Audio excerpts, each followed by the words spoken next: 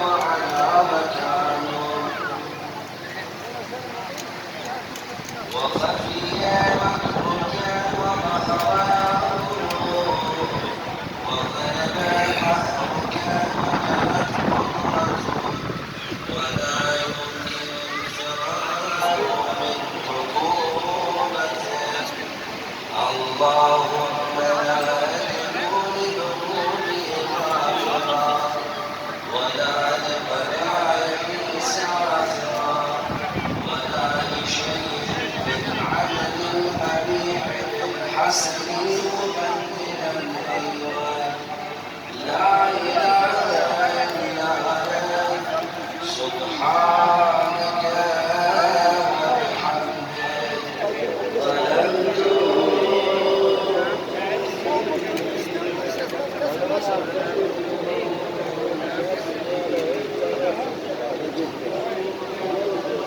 وتجرأت بجهلي وسكنت إلى قديم ذكرك لي ومنك علي. اللهم مولاي كم من قبيح سترته وكم عدت بي أقلامي وحبسني عن نفعي بعد آمالي وخدعتني الدنيا بغرورها ونفسي بجنايتها وبطعني يا سيدي.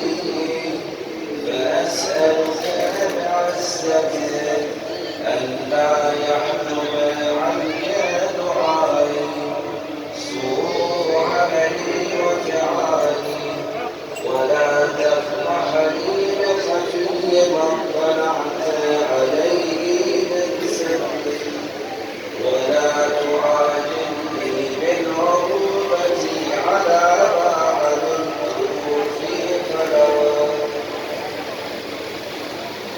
من سوء فعلي وإساءتي ودوام تفريطي وجهالتي وكثرة شهوات الأمور عطوفا. إلهي وربي من لي خير أسأله كشف ضري والنظر في أمري. إلهي وربي إلهي ومولاي أجريت علي حكما اتبعت فيه هوى نفسي ولم أحترس فيه من تسيير عدوي فغرني بما هو وأسعده على ذلك القضاء فتجاوزت بما جرى علي من ذلك بعض الحدود وخالفت بعض أوامره فلك الحجة علي في جميع ذلك ولا حجة لي فيما جرى علي فيه قضاء وألزمني حكمك وبلاغه. وقد أتيتك يا إلهي بعد تقصيري وإسرافي على نفسي معتذرا نادما